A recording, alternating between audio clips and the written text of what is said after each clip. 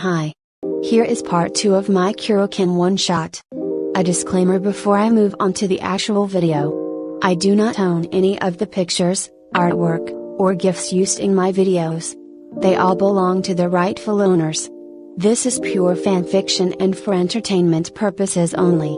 I created these dialogues according to my own flow of the story. I would like to apologize in advance if there are any grammar errors or editing mistakes. Please bear with me. I also use cussing words in my videos. Don't forget to leave a like and subscribe to my channel for more content.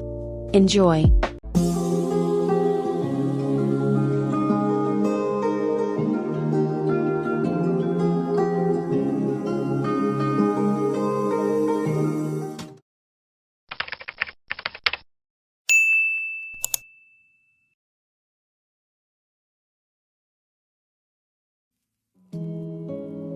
The bell rang and class was dismissed. The students left the classroom. Yamamoto and Fukunaga packed their stuff in their bags and were ready to leave, but Kenma sat still on his chair as he gazed at the view outside the classroom window, with a bright ray of sunlight falling on him. "Hey Kenma. Let's go. You can go ahead without me." "Huh? Are you not gonna practice?" "I am." Fukunaga tapped Yamamoto's shoulder and motions the words that they should leave. "Okay. We're leaving first." "Okay. Where's Kenma?" "He stayed in the classroom and told us to leave first." "Why? Beats me. He's been awfully quiet in class." "Is he not gonna practice?" "He said he will." The members heard loud bickering noises outside the clubroom, and so Yaku and Lev. "Stop snooping around, you don't want to get spotted." "But I want to know what's going on." Yaku gripped Lev's uniform to stop him from leaving the gym. "Don't. You keep putting your nose in someone else's business, and that's not right. When do you ever learn?" "Hey. What's going on?" "Kenma-san is." Yaku interrupted. "He's on his way." "But Kenma-san is." Yaku kicked Lev's thigh to make him shut up. "Ouch. Yaku-san. That really hurt." "Yaku, can I talk to you? Alone?" Yeah, sure. Where are you guys going?" The two left the gym. Yamamoto approached Lev, who was on the floor. "Ha ha ha, did it hurt, Lev?" "Yeah. Yaku-san is scary." Upon stepping out of the gym, Kuro immediately asked Yaku, "What about Kenma?" Sigh. Lev just couldn't shut his mouth. "This is bad news for you. Just tell me." He was on his way here, then he saw Kenma talking to another guy. He stood by for a little bit when I saw him. I approached him and saw them myself. We didn't want to look like we were eavesdropping the conversation, so I dragged him here. And that's what happened. "I see. Don't act like you don't care." It looks like Kenma was serious about confessing to someone. Kuro stayed silent. "Kuro. If you think holding yourself up to make him find out your true feelings for him, then you're wrong." Kenma finally arrived. "What's going on? You both have that serious look on your faces. It's about time you showed up, Kenma. Practice has already begun." Kuro walked out of the scene, his back facing the two. "We haven't even." Kuro halted. "Get inside." Kuro turned to keep walking straight to the gym. Kenma was unable to utter a word with Kuro's sudden change of mood. "Well shit. Is he okay? You should ask him yourself." "Let's go inside for now." Kenma nods. It was already past school hours when Nekoma finally finished practicing. The members were back in the club room, getting changed. Kuro acted differently during their practice. He was too focused that he didn't even joke around. He was a bit more strict and cold in a way. The members saw this odd behavior that Kuro was showing, and thus, bothered them. The members finally left, and each had already gone their separate ways, leaving Kuro and Kenma. The two were walking casually, but Kenma is bothered by the fact that Kuro hasn't spoken to him since practice, which made things awkward now. "Kuro. Are you okay?" A brief moment of silence was heard, and Kenma knew something was wrong. What made you ask that? I guess it's because you were ignoring me during practice.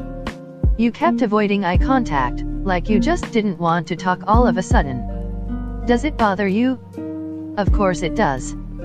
Kuroo stopped mid-stride and turned to face Kenma. Kenma. I like you. What? I always have. Since the day I met you. The reason why I chose to stay by your side ever since was because of this. These stupid feelings I have for you. Say something. I don't know what to say. I guess that guy finally got into you, huh? What are you talking about? Didn't you just confess to him earlier? How did you know about that? Does it matter? Lev and Haikyuu saw you talking to that guy. I spoke to Haikyuu and he told me. Sigh. Does everyone know about it? Just me. He rejected me. What? He rejected my feelings. Sorry. It's fine. I expected it would turn out that way anyway. I just wanted to get the feeling off my chest. Can't it be me? I'll think about it. Okay. Everything's just a shock right now. I'm not sure what I should do. Of course. Let's go. We've been outside for a while. Okay.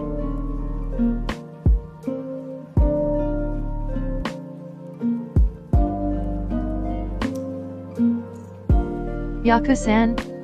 Are you busy? Hey. What's up? And not at the moment. Did you and Kuroo talk? Well, yeah. He said he likes me. So what? What about the other guy? He couldn't accept my feelings. Oh. Then what about Kuroo's? I don't know. I bet you're still surprised that your childhood friend's been liking you all this time. Does he talk to you about his feelings? All the time. It took him a while to build up the courage to tell you. He's serious about you, you know? He wants to treat you well to the point where he only wants to see you smile. I didn't know he meant it that way. You are special to him, Kenma. I'd like to think things through right now, Haikyuu-san. Of course.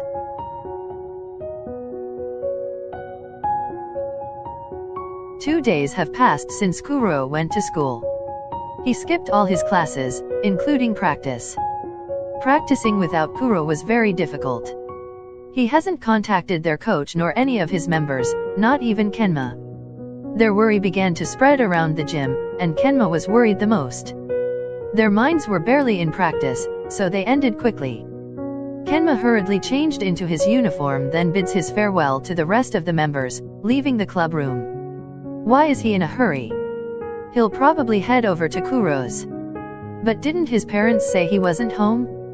Kenma knows Kuroo better than any of us. Was there something going on between them? There is now. Kenma finally arrived at Kuroo's place. He rang the doorbell, but no one came to open the door. He tried ringing again. I know you're here. Open the door. The door finally opened, and it was Kuroo. The first thing he sees are tears dripping down Kenma's face, and the pained expression in his eyes. Kenma?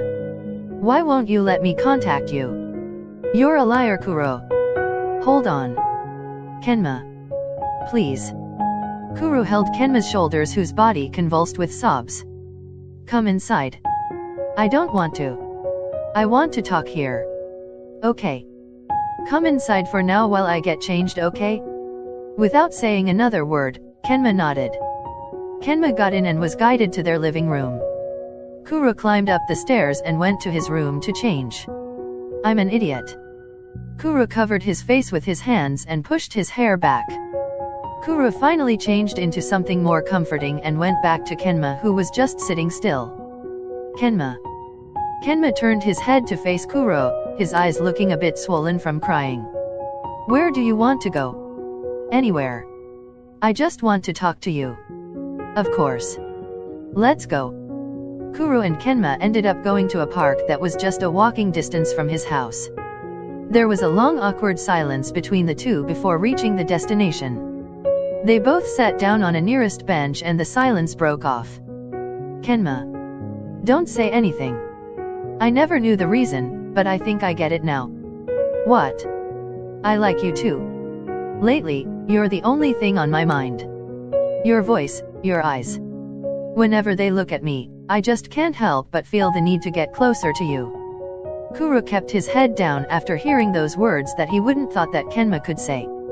If I had told you about my feelings a lot earlier, what would have been the look on your face? How am I supposed to know when you don't tell me anything? I'm sorry. Kuro faced Kenma. I'm sorry for making you worry. You're crying. Kenma wipes Kuro's tears. I don't know why myself. But I'm getting a strong feeling in my chest. And it makes me happy. Kenma hugged Kuro tight. The hug felt different now that their feelings are mutual. Can I sleep at your house tonight? Is that okay with you? What's wrong with you? You're acting like we don't know each other. I've always wanted that. Really? Yeah.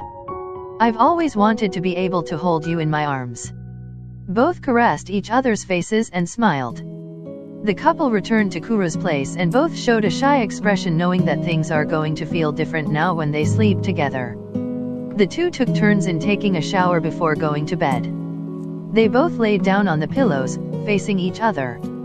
There was a moment of tension between the two, which made them blush. To Kuro's surprise, Kenma moved in closer and gave Kuro a peck on his lips. Wow.